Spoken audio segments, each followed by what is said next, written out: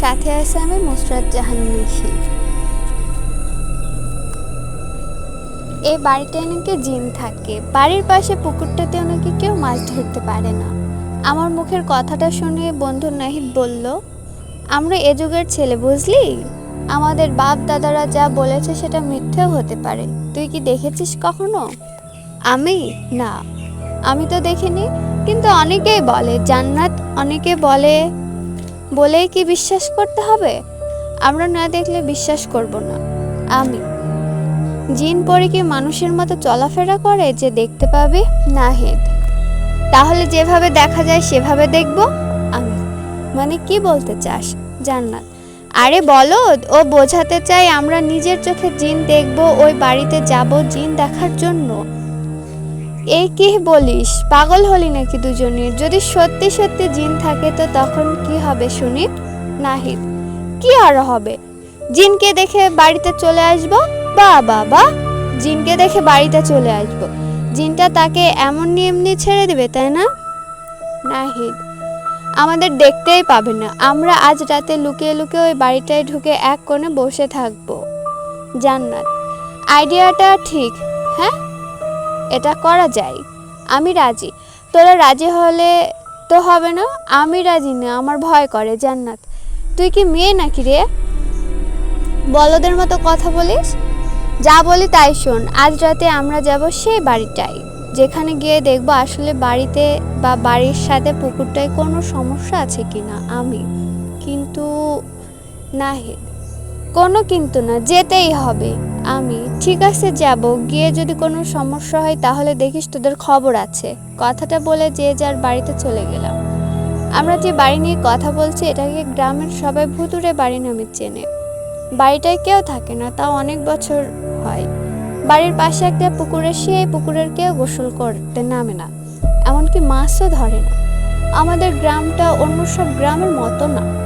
আমাদের গ্রামে বলতে পারেন আজপাড়া গ্রাম। অন্য সব গ্রামের মতো আমাদের গ্রামের সবাই এতটা সুবিধা পায় না, কারণ আমাদের গ্রামে চারিদিকে নদী। আমাদের হাট বাজার, চিকিৎসা বা অন্য কিছু কোনোটা করার জন্য যেতে হয় নৌকা করে নদীর ওই পারে। যাই হোক, গল্পে ফিরি। নাহিদ, জান্নাত ও আমি তিনজনই ভালো বন্ধু। ওদের কথা মতো আজ রাতে যেতে হবে ওই বাড়িতে। জানি না সেখানে গিয়ে কি হবে, জানি না জিন দেখতে পাবো কিনা। ওদেরকে দেওয়া কথা মতো সন্ধ্যার পর রেডি ছিলাম। সন্ধ্যার ঠিক একটু পর নাহিদ আমার বাড়িতে আসে, তার পিছনে জানালা দিয়ে আমাকে ডাক দিয়ে বলে, নিশাদ, আমরা চলে আসছি, আয় আয় বাইরে আয়। নাহিদের ডাকে আমি বাইরে এসে ওকে বললাম, কিরে তোরা এত তাড়াতাড়ি আসলি? নাহিদ, তাড়াতাড়ি গেলে তাড়াতাড়ি আসবো, চল চল আয়। কথাটা বলে নাহিদ ও জান্নাত সামনের দিকে হাঁটতে লাগলো, আমি ওদের পিছনে পিছনে যেতে লাগলাম। এভাবে বেশ কিছুক্ষণ হাঁটার পর আমরা চলে যাই সেই বাড়িতে। বাবা, বাড়িটা কি ভয়ঙ্কর, অদ্ভুত রকম দেখতে, গা শিউরে উঠছে। সেখানে যাবার পর নাহিদ বলল, নিশাদ, তুই একটা দেখ, আমরা অন্য দিকটা দেখি, কোনো কিছুর আওয়াজ পেলে আমাদের ডাক দিবি। কথাটা বলে ওরা অন্যদিকে চলে গেল। এদিকে আমি একা একা, একদিকে খুব ভয় করছে, চোখের সামনে কিছু না দেখলে অনুভব করতে পারছি এখানে কিছু উপস্থিত আছে, জায়গাটা ভালো না। এই ভেবে নাহিদকে ডাক দিলাম। ওকে ডাক দিয়ে বললাম, নাহিদ, জান্নাত, তোরা কোন দিকে? চলে আয়, বাড়িতে যাব। কিন্তু আমার ডাকে ওরা কোনো সাড়া দেয় না। আমি ওদের খুঁজতে খুঁজতে থাকি।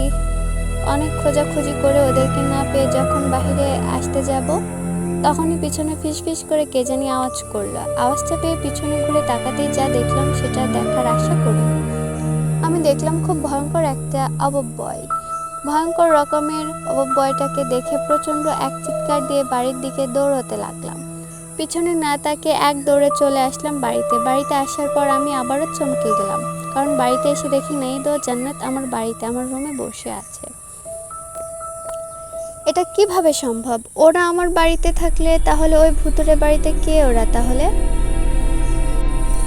আমি বাড়িতে এসে নাহিদ ও জান্নাতকে রুমে দেখে অবাক হয়ে বললাম, কিরে, তোরা আমাকে রেখে ওইভাবে পালিয়ে আসছিলি কেন? আমার কথায় নাহিদ আমার দিকে তাকিয়ে বলল, কোথা থেকে পালিয়ে আসলাম, কি বলিস এসব? আমি, দেখ ভাই, মজা করিস না, তোদের বিবেক কিভাবে হলো আমাকে ওই ভুতুরে বাড়িতে রেখে চলে আসলি? জানিস আমি কত ভয় পেয়েছি, ভয়ঙ্কর একটা জিনকে দেখেছি ওখানে। আমার কথায় নাহিদ বলল, ভাই বিশ্বাস কর আমরা কিছুই জানি না, তুই কি বলছিস, আমাদের সাথে মজা করছিস কিনা জানি না, আমরা তোর বাড়িতে এসে দেখি তুই নেই, তাই তোর রুমে বসে আছি। নাহিদ ও জান্নাতের কথায় আমি যেন আকাশ থেকে পড়লাম। এরা যদি আমাকে ডাক দিয়ে সেখানে না যায় তাহলে ওরা কে ছিল? আমাকে এত চিন্তিত দেখে নাহিদ ও জান্নাত পুরো ঘটনা শুনতে চাইলে আমি পুরো ঘটনা ওদের খুলে বলি। আমার মুখে কথাটা শুনে ওরা দুজনে অবাক হয়ে আমাকে বলল, এটা কিভাবে সম্ভব, আমরা তো তোকে ডাকিনি। আচ্ছা নিশাত, তুই মনে হয় ভয় পেয়েছিস, তুই বরং ঘুমা, ভুতুরে বাড়িতে যাওয়ার ক্যান্সেল, তুই ঘুমা।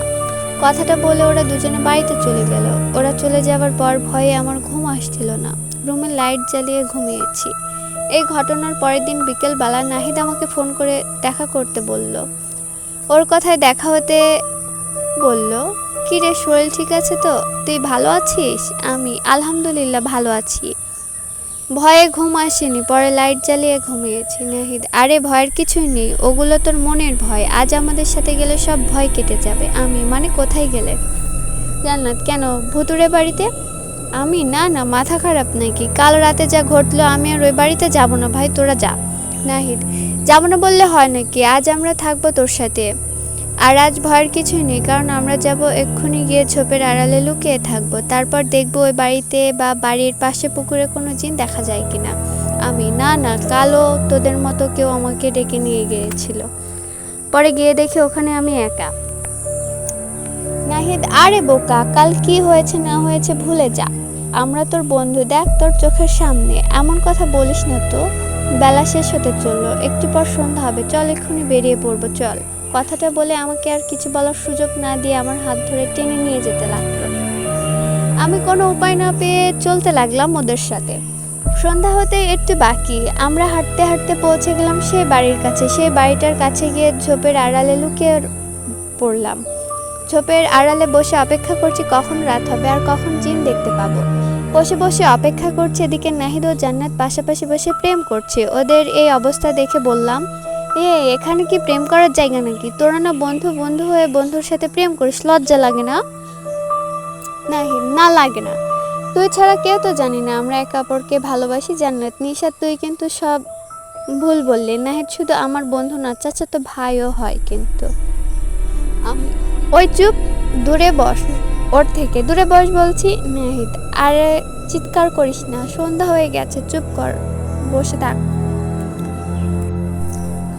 নাহিদের কথায় আর কথা না বাড়িয়ে বসে রইলাম। এদিকে আরো কিছুক্ষণ অপেক্ষা করার পর রাত নামলো।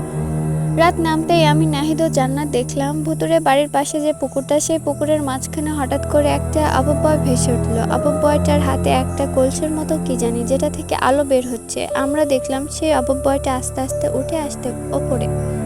এদিকে আরেকটা ভয়ঙ্কর ঘটনা দেখলাম। আমরা দেখলাম ভুতুরে বাড়িতে থেকে আরেকটা লম্বা আকারে অপব্যয় পুকুর থেকে উঠে আসা সেই অপব্যয়টার দিকে যাচ্ছে। ওই অপব্যয়ের কাছে গিয়ে হাতে থাকা কলসটা দুজনে ধরে আবারও ভুতুরে বাড়ির দিকে যেতে লাগলো। এই দৃশ্য দেখে এদিকে নাহিদ বলল, ভাই পাইছিস সুযোগ, তোরা মনে হয় বুঝিসনি কিন্তু আমি ঠিক বুঝতে পারছি, ওরা দুজনই জিন। আর ওদের হাতে যে কলসটা দেখছিস, যেটা থেকে আলো বের হচ্ছে, ওগুলো সব সোনার মোহর, সোনার মোহর ভর্তি কলস। আজকে ওদের কাছ থেকে নিয়ে ছাড়বো আমি। এই কি বলছিস, চুপ করে থাক, ওরা জানতে পারলে মেরে ফেলবে, মনে রাখিস ওরা মানুষ না, ওরা জিন। নাহিদ, সবসময় জিনের শক্তি থাকে না, তোরা এখানে থাক, দেখ আমি কি করি। কথাটা বলে আমার কথার অবাধ্য হয়ে নাহিদ এক দৌড়ে চলে গেল সেই অপব্যয় দুটোর কাছে। নাহিদ অপব্যয় দুটোর কাছে যেতে আমরা ঝোপের আড়াল থেকে দেখলাম নাহিদ চিৎকার দিয়ে অজ্ঞান হারিয়ে মাটিতে পড়ে গেল। নাহিদ চিৎকার দিয়ে অজ্ঞান হয়ে মাটিতে পড়ে থাকায় আমিও জান্নাত ঝোপের আড়াল থেকে দৌড়ে বের হই। আমাদের বেরোতে দেখে সেই অপব্যয় দুটোর বাতাসে মিলিয়ে যান। অপব্যয় দুটো চলে যাবার পর আমিও জান্নাত নাহিদকে ধরাধরি করে বাড়িতে নিয়ে আসলাম। বাড়িতে নিয়ে আসার পর সেই রাতে আর বিষয়টা কাউকে বলিনি। সেই রাতে নাহিদের জ্ঞানও ফেরেনি। পরের দিন নাহিদ জ্ঞান ফিরে, ওর জ্ঞান ফেরার পর শরীর আস্তে আস্তে ভীষণ জ্বর। আমরা তিনজনই ভুতুরে বাড়ির কাছে গিয়েছি, তাও রাতের বেলা। এই বিষয়টা গোপন রাখতে চাইলেও নাহিদের জন্য সেটা গোপন রাখতে পারলাম না। নাহিদের অনেক জ্বর, ওর মা বাবা কি উত্তর দেব? অনেক কিছু মিথ্যা বললেও লুকোতে পারিনি। নাহিদের শরীর খারাপ হওয়ার ওর মা বাবা সব ঘটনা খুলে বলে। নাহিদের মা বাবাকে বলার পর এই কথা, এক কথা, দু কথা, কথাটা আস্তে আস্তে ছড়িয়ে পড়ে যায় পুরো গ্রামের সবার মাঝে। সবাই ঘটনাটা জেনে যায়। গ্রামের সবাই কথাটা জানার পর দুদিন ওর নাহিদ একটু সুস্থ হলে নাহিদের বাবার নেতৃত্বে গ্রামের সবাই এক জায়গায় জড়ো হয়। সবাই একসাথে জড়িত হবার পর আমাদের জিজ্ঞেস করা হয় সবার কথাই। আমরাও শুরু থেকে শেষ ঘটনা খুলে বলি সবাইকে। আমরা কি কি দেখেছি সব খুলে বলি সবাইকে। আমাদের মুখে পুরো ঘটনা শোনার পর নাহিদের বাবা বললেন, নাহিদের বাবা, আমার ছেলে নাহিদ, ওর বন্ধু নিশাদ ও জান্নাত, এরা এখানে ছেলে মানুষ না, বুঝে একটা ভুল করেছে। কিন্তু এখানে একটা বিষয় খেয়াল করেন, এরা কিন্তু ওই বাড়িতে আর বাড়ির পাশে জিন ঠিকই দেখেছে। আমরা বাপ দাদার যুগ থেকে শুনে এসেছি ওই বাড়িতে আর পুকুরে জিন থাকে। অনেকে সেটা দেখেছে, অনেকে দেখেনি। অনেকে ওই পথ দিয়ে সন্ধ্যার পর আসলে ভয় পেত, এখনও পাই। এভাবে আর কতদিন চলবে বলেন? আমরা এটা আর হতে দেব না। ওই ভুতুরে বাড়ির জন্য আমরা ঠিকমতো রাতে কথা বলতে পারি না। আমরা কোনো কবিরাজকে ডেকে এনে ওই বাড়িতে থাকা জিনকে বন্দি করে বাড়িটা ভেঙে ফেলবো, সাথে পুকুরটাও ভরাট করে ফেলবো। নাহিদের বাবার কথায় গ্রামের সবাই মত দিলেন। আরও অনেকে বলতে লাগলেন, ঠিক বলেছেন, আমরা ওই বাড়িটার জন্য ওদিক দিয়ে ভয়ে রাতে ফিরতে পারি না। আমরা কালকে একজন কবিরাজ নিয়ে আসব। আমাদের পাশের গ্রামের জালাল কবিরাজ আছেন, ওকে নিয়ে আসবো। ও অনেক ভালো কবিরাজ। যে কথা সেই কাজ। গ্রামের সবার অনুমতিতে পরের দিন কবিরাজকে নিয়ে আসা হয়। কবিরাজ আমাদের গ্রামে এসে সবাই সাথে নিয়ে চলে যায় সেই ভুতুরে বাড়ির কাছে। সেখানে গিয়ে কবিরাজ রুকিয়ে করে সেখানে থাকা জিন দুটোকে হাজির করে। জিন দুটো হাজির হয়। কবিরাজকে বললেন, কবিরাজ, আমাদের হাজির করা হলো কেন? জিনের কথার জবাবে কবিরাজ বলে, তোমাদের জন্য গ্রামের মানুষের অসুবিধা হয়। এই পথ দিয়ে কেউ চলাফেরা করতে পারে না, এই পুকুরে কেউ গোসল করতে পারে না। কবিরাজের কথায় জিন দুটো বলে, দেখ কবিরাজ, আমরা তো গ্রামে গিয়ে কোনো মানুষকে ভয় দেখাই না, ক্ষতি করি না। আমরা ভয় দেখাই তখন যখন থেকে আমাদের থাকার জায়গায় এই বাড়িতে কেউ আসে। আমরা দুই ভাই ও আমাদের মা বাবা, আমরা অনেক বছর ধরে এখানে থাকি। কবিরাজ, এতদিন থাকছো, এখন আর থাকা হবে না, এই জায়গা ছেড়ে চলে যেতে হবে। কবিরাজের কথায় জিন দুটো বলল, কবিরাজ, বেশি সাহস দেখাবি না। এই জায়গায় আমরা পূর্বপুরুষেরা থাকতো, আমার বাপ দাদারাও থাকে এখানে, সেই সূত্রে আমরা থাকি। আমরা এই জায়গা ছেড়ে কোথাও যাব না। এদিকে জিন দুটোর কথা শুনে গ্রামের সবাই বলতে লাগলো, ওদের বন্দি করো, বন্দি করো ওদের। এদের বন্দি করা কথাটা শুনে সেই দুই ভাই মানে জিন দুটো রেগে সবাইকে উদ্দেশ্য করে বলতে লাগলেন, আমাদের বন্দি করার সাহস দেখাবো না, সবাইকে মেরে ফেলবো, আর কবিরাজ সবার আগে মারবো তোকে। জিনের মুখে কথাগুলো শুনে গ্রামের সবাই রেগে বললেন, কি আমাদের মেরে ফেলার হুমকি? কবিরাজ, তুমি ওদেরকে উল্টে মেরে ফেলো, কোনোভাবে যেন পালাতে না পারে। গ্রামের সবাই কথাই আর জিনের দেওয়া হুমকি শুনে কবিরাজ রেগে গিয়ে সে জিন দুটোকে বন্দি করে আর মেরে ফেলে। কবিরাজ জিন দুটোকে মেরে ফেলার আগে সেই জিন দুটো কবিরাজ ও গ্রামের সবার কাছে মাপ চান। জিন দুটো কবিরাজকে বললেন, কবিরাজ, তুই ও গ্রামবাসী যা বলবি সব শুনবো, আমাদের ছেড়ে দে, মেরে ফেলিস না। কিন্তু কবিরাজ রেগে থাকায় সেই জিন দুটোকে মেরে ফেলে।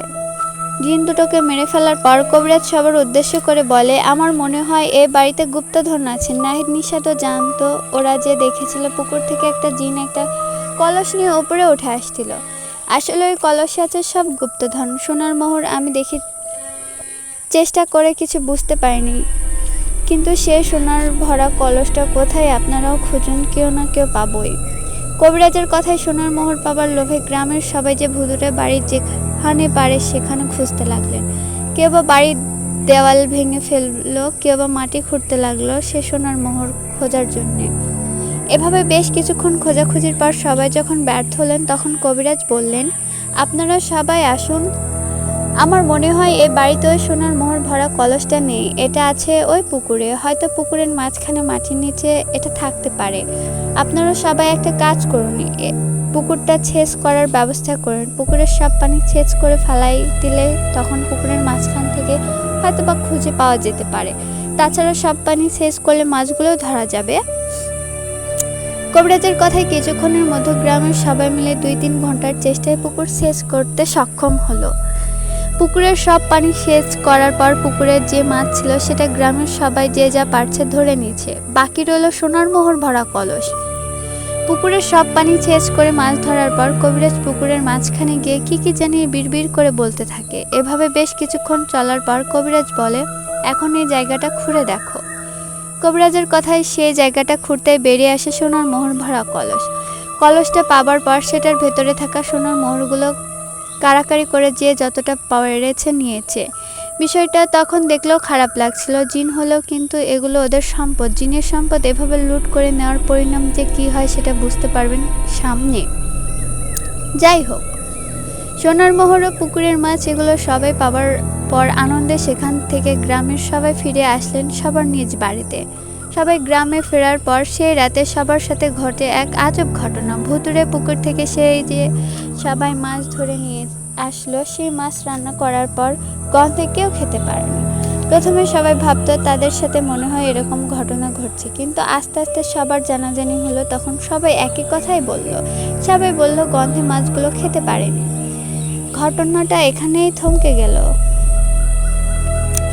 এই ঘটনার পরের দিন রাত থেকে সবার সাথে শুরু হয় এক ভয়ঙ্কর ঘটনা। সবাই ভয়ঙ্কর স্বপ্ন দেখতে থাকে। সবাই দেখে দুজন ভয়ঙ্কর অপব্যয় এসে বলছে, আমাদের বুক খালি করার জন্য তোদের অনেক বড় শাস্তি পেতে হবে। দে আমার সম্পদ আমাদের ফিরিয়ে দে, বাঁচবি না, তোরা কেউ বাঁচবি না। এমন অদ্ভুত স্বপ্ন দেখে সবাই একে অপরকে বলাবলি করে। সবাই সবাইকে বলে জানতে পারে একই রকম স্বপ্ন সবাই দেখে। এভাবে এক রাত, দু রাত, 3 রাত কেটে যায়। সবাই একই স্বপ্ন রোজ রাতে দেখতে থাকে, কিন্তু এভাবে তো থাকা সম্ভব না। তাই 3 দিন পর সবাই আবার এক জায়গায় জড়ো হলেন। সবাই একসাথে জড়ো হয়ে সেই জালাল কবিরাজকে ডেকে এনে সব ঘটনা খুলে বললেন। সবার মুখে কথাগুলো শুনে জালাল কবিরাজ জানান তার নিজের সাথেও এ ঘটনা ঘটেছে। কবিরাজ বললেন, আমিও রোজ রোজ তোমাদের মতো স্বপ্ন দেখি। কবিরাজের কথায় গ্রামের একজন বললেন, এই ঘটনার মানে কি সবই একরকম স্বপ্ন দেখছে কেন? আর এই পুকুরের মাছগুলোই বা গন্ধে খাওয়া যায় না কেন? লোকটার কথার জবাবে কবিরাজ বললেন, ওটা ভুতুড়ে পুকুর, সেজন্য। ওই পুকুরটা যেখানে থাকা জিনেরা কন্ট্রোলে রেখেছে বছরের পর বছর হলো, সেজন্য। আর রইল স্বপ্নের কথা, আমরা মনে হয় আমাদের কথাই আমি যে ওই জিন দুটোকে মেরে ফেলেছি সেই জিন দুটোর মা বাবা। ওরা হয়তো সবাইকে স্বপ্নে ভয় দেখাচ্ছে। সবাই একই রকম ভয়ঙ্কর স্বপ্ন দেখছে। এখন আমাকে ওই জিন দুটোর মা বাবাকে, মানে যারা সবাইকে স্বপ্নে ভয় দেখাচ্ছে, তাদেরকে হাজির করে কথা বলতে হবে। আপনারা আমাকে কিছু জিনিস এনে দেন, আর একটা যুবক ছেলেকে দেন। আমি ওই ছেলের ওপর সেই জিনকে হাজির করাবো। কবিরাজের কথা মতো সব করা হলো। একটা ছেলেও সাহস করে এগিয়ে আসলো। তখন কবিরাজ মাটিতে গোল বৃত্ত এঁকে সেখানে সে ছেলেটিকে বসে বিড়বিড় করে কি যেন পড়তে লাগলেন। এভাবে বেশ কিছুক্ষণ মন্ত্র পড়ার পর হঠাৎ সে গোল বৃত্তের মধ্যে ছেলেটার শরীর ঝাঁকুনি দিয়ে সে জিন এসে হাজির হলেন। সে ছেলেটার ওপর জিনটা হাজির করার পর ছেলেটার কণ্ঠে সে জিনটা বললেন, কবিরাজ, আমাকে আর আমার স্ত্রীকে হাজির করলি কেন? সেই জিনের কথার জবাবে কবিরাজ বললেন, কবিরাজ, তোদের কেন হাজির করেছি তোরা নিশ্চয়ই জানিস। তোরা কেন গ্রামের সবাইকে স্বপ্নের মাঝে এসে ভয় দেখাচ্ছিস? তখন সেই জিন বললেন, কবিরাজ, এই ঘটনার জন্য আমাকে দোষ দিচ্ছিস। তুই কি জানিস না কেন আমি সবাইকে ভয় দেখাচ্ছি? তুই কি জানিস না কেন আমি গ্রামের সবার পিছনে লাগলাম? আমাদের আদরের 2টা ছেলেকে গ্রামের সবার কথায় মেরে ফেলছিস তুই। আমি তো তোকে ছাড়বো না, তোর সাথে সাথে গ্রামের সবাইকে মারবো। জিনের কথায় কবিরাজ বলল, তুই কাকে হুমকি দিচ্ছিস? আমি যেমন তেমন কবিরাজ না রে, তুই আমার কিছু করতে পারবি না। আর তোর ছেলেকে এমনি এমনি মারিনি। ওই বাড়িতে থাকিস তোরা, তোদের জন্য গ্রামের সন্ধ্যার পর ওদিক দিয়ে কেউ ফিরতে পারে না ভয়। কবিরাজের কথার জবাবে জিনটা বলল, শোন কবিরাজ, ওটা আমাদের থাকার জায়গা। ওই জায়গায় আমরা থাকি 7 বছর ধরে। ওইখানে আমার দাদা বাবারাও থাকতো। আমরা 2 ছেলে তো তেমন অপরাধ করেনি, তোদেরকে কেন মারলি? তোরা শুধু আমার 2 ছেলেকে মেরে শান্ত হোসনি, আমাদের পূর্বপুরুষের রেখে যাওয়া সম্পদও লুট করে নিয়েছিস। এখনো সময় আছে, ওই সব সম্পদ ফিরিয়ে দে, নাহলে কবিরাজ কেউ বাঁচবি না। কবিরাজ, বারবার আমাকে সহ সবাইকে মেরে ফেলার ভয় দেখাচ্ছিস? আমার সম্পর্কে জানলে এসব বলতি না রে জিন। কবিরাজ, ভুলে যাস না, শক্তির ওপর শক্তি থাকে। নিজেকে এতটা শক্তিশালী ভাবিস না। তুই তো খারাপ কবিরাজ, গোপনে কালো জাদু করে বেড়াস। তার বিচার দুনিয়াতে হবে কিনা জানি না, কিন্তু মৃত্যুর পর আল্লাহ তোর বিচার ঠিকই করবে। কবিরাজ, দেখ, তোর কাছ থেকে এসব শোনার জন্য তোকে এখানে ডাকিনি। তোকে যা বলি সেটা শোন। আজকের পর গ্রামের কাউকে ভয় দেখাবি না, কারোর স্বপ্নে আসবি না। কবিরাজের কথায় সেই দিন বলে,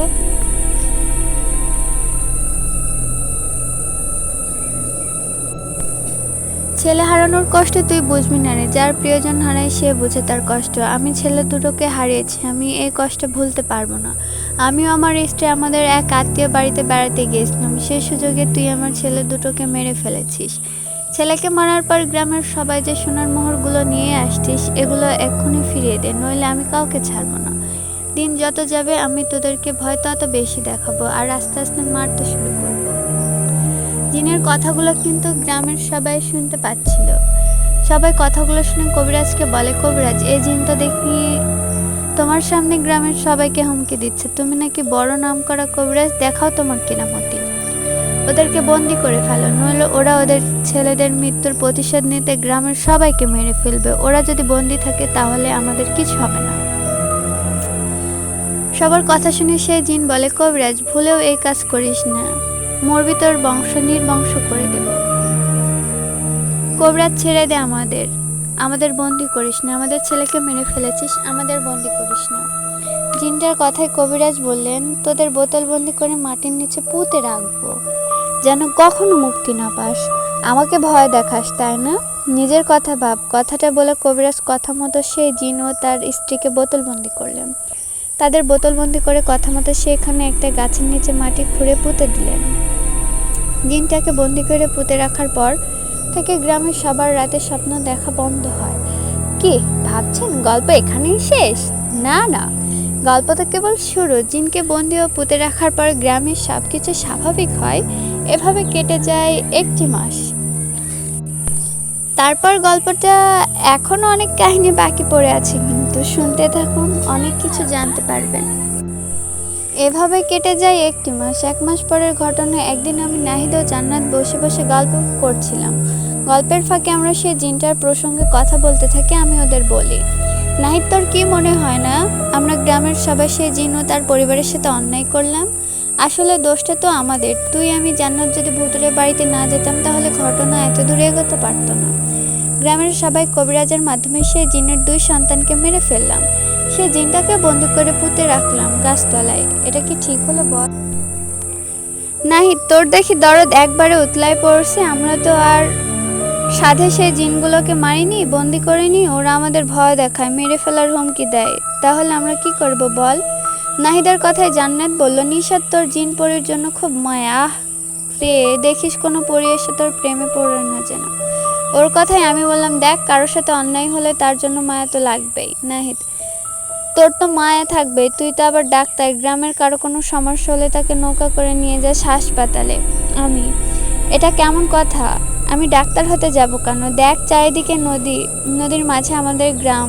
এই গ্রামে তুই, আমি, জান্নাত ও আর কয়েকজন যুবক ছেলে মেয়েরাই শিক্ষিত। গ্রামের মূর্খ মানুষগুলো বিপদে পড়লে কার কাছে আসবে বল? আমি গ্রামের অসহায় মানুষদের সাহায্য করি, এতে আমার ভালো লাগে। এসব বাদ দে, ভালো লাগছে না, বাড়িতে যাই, পরে কথা হবে। জান্নাত, তুই যে, আমিও নাহিদ কিছুক্ষণ প্রেম করি, তারপর বাড়িতে যাব। আমি, প্রেম কর, যত ইচ্ছে প্রেম কর, যেদিন ধরা খাবি সেদিন বুঝবি। নাহিদ, কেউ জানে না এটা মজার ব্যাপার কি জানিস? কেউ কখনো আমাদের দেখলেও সন্দেহ করে না। সবাই ভাবে আমরা চাচাতো ভাই বোন বসে থাকতেই পারি। আমি, তোরা বসে থাক, আমি বাড়িতে যাবার পথে তোর মাকে তোদেরকে কথাটা বলে যাব। কথাটা বলে আমি বাড়ির দিকে যেতে লাগলাম। এদিকে পিছন থেকে নাহিদ ডাক দিয়ে বলল, কলিজার দোস্ত, বলিস না, আমরা একটু পর বাড়িতে ফিরব। নাহিদের কথায় আমি চলে গেলাম বাড়িতে। বাড়িতে যাবার পর সেই রাতের ঘটনা। রাত ঠিক 11টা 12 হবে। গ্রামে 11-12টা মানে অনেক রাত। আর আমরা সেই গল্পটা অনেক আগেকার যুগের মানুষদের মতো করে লেখা। আগে না ছিল কারেন্ট, না ছিল মোবাইল ফোন, তাই গল্পটা আগেকার যুগের মতো করে ভাববেন, একেবারে আজপাড়া গ্রামের মতো করে। যাই হোক, রাত 11 কি 12টা এরকম একটা সময় আমাদের গ্রামে এক বৃদ্ধ দাদির ডাকে ঘুম ভেঙে গেল। ঘুম ভাঙতে দরজাটা খুলে দেখি সেই দাদিকে। বললাম, আরে দাদি, তুমি এত রাতে কোনো সমস্যা হয়েছে কি? দাদিরা কিছু বলনি? দাদি, কিছু হয়নি। আমার কথায় দাদি বলল, তোর দাদা অনেক অসুস্থ, ওনার পেটে অনেক ব্যথা করছে, কোনোভাবেই কমছে না, ওনাকে ডাক্তারের কাছে নিয়ে যেতে হবে, তুই একটু আয় না ভাই। কথাটা বলে দাদি কান্না করতে লাগলো। এদিকে দাদির কান্না দেখে আমি বললাম, দাদি কেঁদো না, চলো আমি যাচ্ছি, দাদাকে নিয়ে এক্ষুনি ডাক্তারের কাছে যাব, চলো। কথাটা বলে দরজাটা লাগিয়ে চলে গেলাম দাদির সাথে। ওনার সাথে ওনার বাড়িতে গিয়ে দেখলাম দাদা পেটের ব্যথায় ছটফট করছে। দাদার এমন অবস্থা দেখে সেখানে আর দেরি না করে দাদাকে নিয়ে বেরিয়ে পড়লাম। অন্ধকার রাত, হাতে একটা হারিকেন নিয়ে সেই আলোতে হেঁটে চলছে নদীর দিকে। বেশ কিছুক্ষণ হাঁটার পর পৌঁছে গেলাম নদীর ঘাটে। ঘাটে পৌঁছে দেখলাম কেউ সেখানে নেই, এত রাতে কে বা থাকবে। কিন্তু ঘাটে 2-3টা নৌকা বাঁধা ছিল। 2-3টা নৌকার মধ্যে একটা নৌকায় উঠে আমি নিজে নৌকা বয়ে চলে গেলাম নদীর ওই পারে। ওই পারে যাবার পর নৌকাটা ঘাটে বেঁধে দাদাকে নিয়ে কিছুক্ষণের মধ্যে পৌঁছে গেলাম ডাক্তারের বাড়িতে। ডাক্তারের বাড়িতে যাবার পর ওনাকে ডেকে তুললাম। ডাক্তারবাবু উঠে দাদুকে দেখে বললেন, আসো, ওনাকে নিয়ে ভেতরে আসো। ডাক্তারের কথায় দাদাকে ভেতরে নিয়ে গিয়ে বিছানায় শুয়ে দিলাম। দাদাকে শুয়ে দেবার পর ডাক্তার দাদাকে দেখে ওষুধ খাইয়ে দিলেন। ওষুধ খাবার পর ডাক্তার আমাকে বললেন, বাবা নিশাদ, উনি খুবই অসুস্থ, আমি ওষুধ দিয়েছি, কিন্তু আমার মনে হয় ওনাকে এখন বাড়িতে নিয়ে যাওয়া ঠিক হবে না। উনি আজকের রাতটা আমার বাড়িতেই থাক, যদি সুস্থ হয় তো কালকে বাড়ি ফিরবে, আর সুস্থ না হলে হাসপাতালে নিতে হবে। ডাক্তারবাবুর কথায় আমিও রাজি হলাম, কারণ দাদার অবস্থা ভালো ছিল না, দাদা অসুস্থ। রাতটা ডাক্তারবাবুর বাড়িতে থাকতে হবে কথাটা, কিন্তু আমার তো বাড়িতে ফিরতেই হবে। তাই দাদাকে বললাম, দাদি তুমি দাদার সাথেই থাকো, আমি বাড়িতে যাই, কাল দিনের বেলা এসে আবার তোমাদের নিয়ে যাব। আমার কথায় দাদি বললেন, কিন্তু এত রাতে একা একা যেতে পারবি? যদি কোনো সমস্যা হয়? দাদির কথার জবাবে বললাম, আরে না, আল্লাহর রহমতে কোনো সমস্যা হবে না, চিন্তা করো না, তাও হারিকেনটা দাও।